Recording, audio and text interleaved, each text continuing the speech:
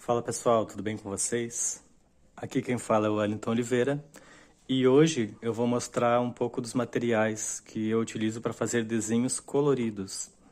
Se bem que essa é uma modalidade que eu dificilmente eu faço, mas só que agora eu decidi fazer, até mesmo porque eu achei interessante começar a fazer os desenhos realistas colorido. Então, eu comprei esse lápis da Faber-Castell, aonde tem 50 cores, e eu achei super interessante eles, que eles têm uma pegada macia e posso dizer que ele é semi-profissional. Eu até gostei das cores e tudo, e a combinação delas são muito boas. Então, o que que nós vamos aprender aqui? Eu fiz essa tabela de cores para me organizar em relação aos lápis, porque esses lápis aqui eles não têm o nome. E então essa tabelinha ela vai ajudar muito na organização de vocês. E eu acho interessante que vocês também façam as suas tabelas de cores, sendo de 12 lápis, 24, 48. Independente do lápis que você tenha, faça essas tabelinhas que elas vão te ajudar bastante.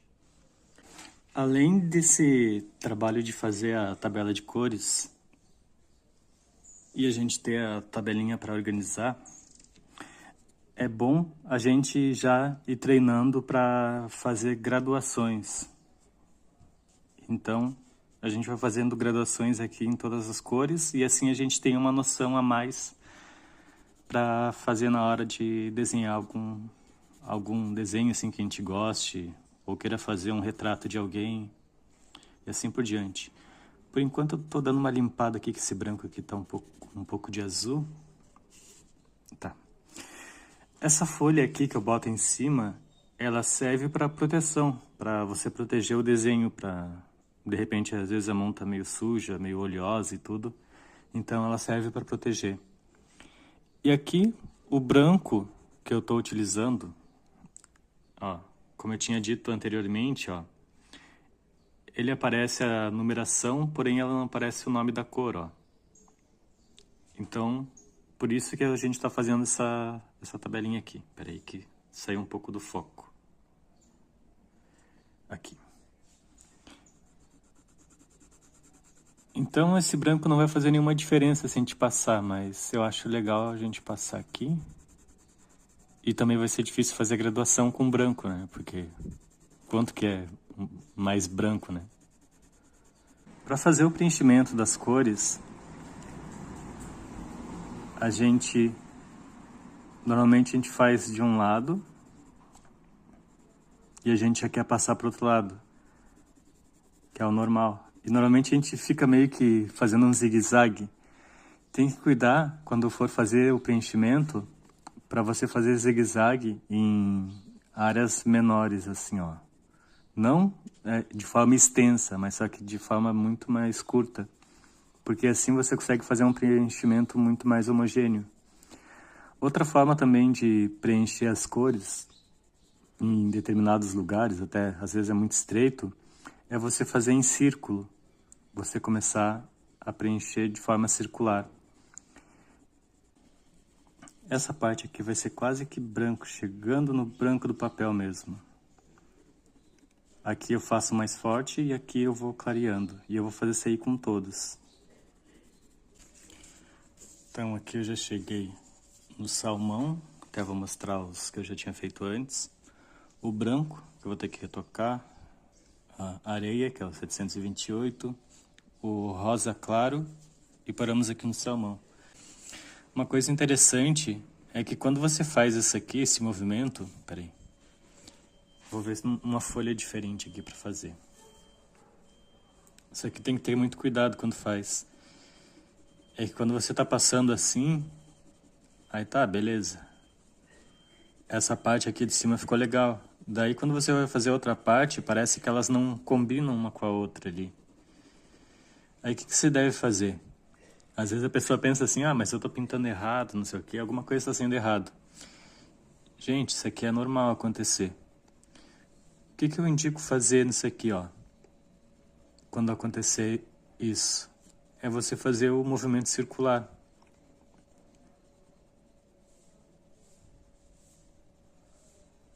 Aí fazendo um movimento circular aqui você consegue disfarçar essa parte que está mais grossa aqui no meio.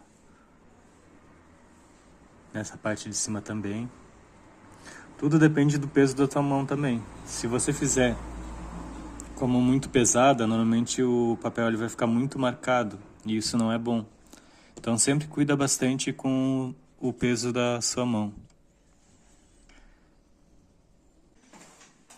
Então, agora chegando nessa próxima etapa, eu até vou dar uma parada para mostrar alguns detalhes aqui que são interessantes para que você entenda. Aqui a gente percebe que a gente foi do mais forte ao mais fraco, né? Ele foi enfraquecendo aqui até ele chegar quase o branco do papel. Essa parte aqui, eles são cores mais, como é que eles chamam? Como é que eu já vi? Na aquarela, que a gente chama de água, tem o tipo a cor chamada bebê, né? Que são cores bem delicadas, e tem os aquáticos, né? Que são mais próximos do branco, que quase não se vê diferença entre essa cor, né? Aquela determinada cor e o branco. E tem, claro, se a gente for ver, se botasse o escuro, né? Tons mais escuros, né? E escurecendo até o preto, tem um momento que a gente começa a ver cores tão escuras que a gente mal percebe que a diferença entre o preto e a cor preta, né? E a cor que é.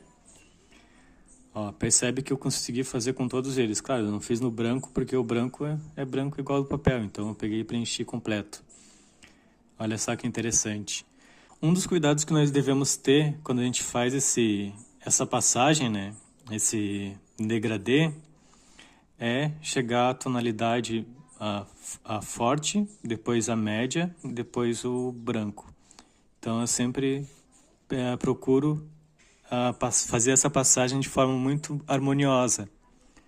E é claro, alguns tons aqui eu vou ter que fazer de novo, né, novamente. Ter que pegar o lápis ali de novo e fazer novamente. O que eu acho que mais se aproximou da tonalidade, né, o degradê, acho que foi esse aqui. Não sei se foi esse aqui. Esse aqui é o degradê que eu achei mais ideal pro momento, que ele chega até a metade, daí fica claro no outro.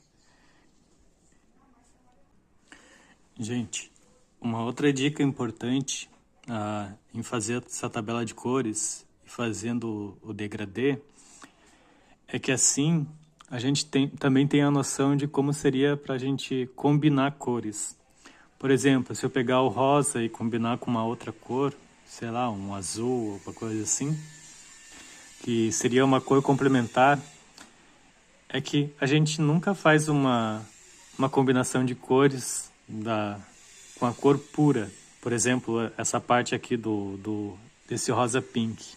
A gente não pinta, por exemplo, todo de rosa pink para depois passar o azul, porque assim parece que as cores elas não mesclam bem. Então, a gente vai fazendo esse degradê para fazer a combinação de cores. Lembrando que o azul, a gente pode, por exemplo, pegar um papel diferente ali, pegar uma folha e fazer esse degradê e depois passar o azul aqui no canto e fazer a mesma coisa, só que ao contrário. Eu vou passar um exemplo aqui para vocês, para que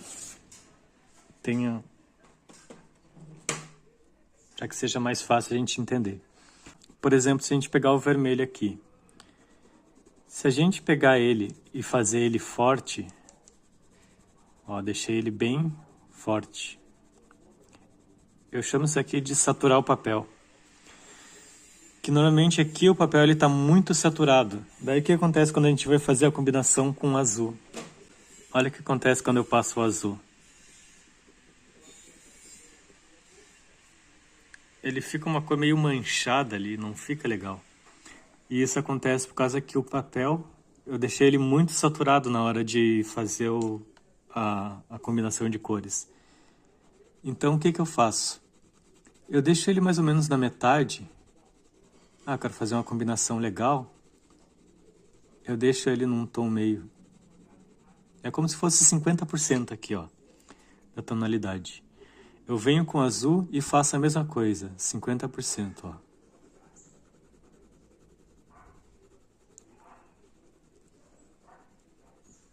Aí o que aconteceu aqui? Ele ainda tá uma cor meio confusa. Não sabe se é azul ou se é vermelho. Então eu passo de novo. Passo um pouco mais de vermelho.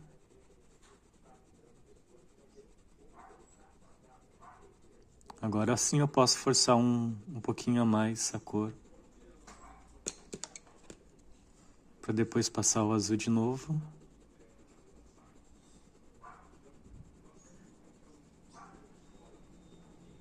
E assim o papel ele vai aceitando um pouco mais essa combinação de cores. Normalmente essas cores aqui são usadas para transição, mas eu não sei se eu combinei bem. Aqui dá pra ver que ele tá um roxinho, mas só que não dá pra identificar muito bem.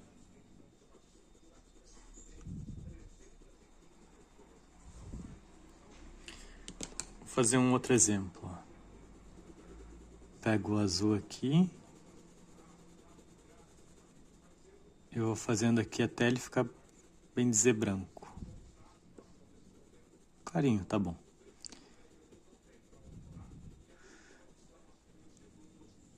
O que acontece aqui nesse exemplo aqui, ó?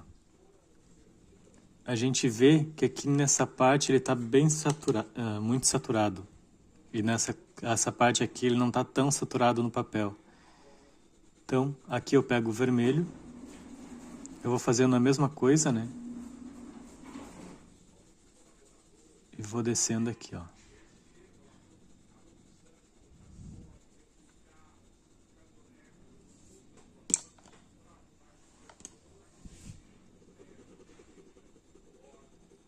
Daí, conforme eu vou passando, eu vou forçando um pouco mais o lápis para ele pegar bem a cor ali naquela outra.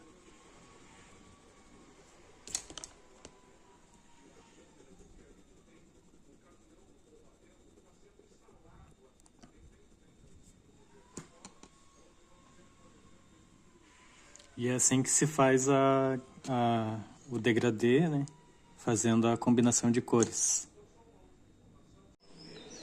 Então, chegamos nessa última etapa, onde conseguimos fazer essa tabelinha de cores. E agora fica muito mais fácil nós encontrarmos as cores para fazer o desenho.